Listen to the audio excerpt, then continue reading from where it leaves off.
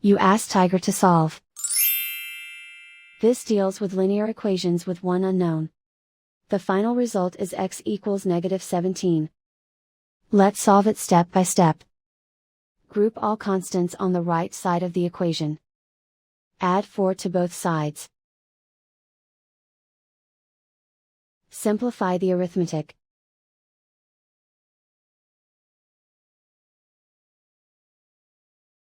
Isolate the x. Divide both sides by 2. Simplify the fraction. Find the greatest common factor of the numerator and denominator. Factor out and cancel the greatest common factor. And so the final result is x equals -17.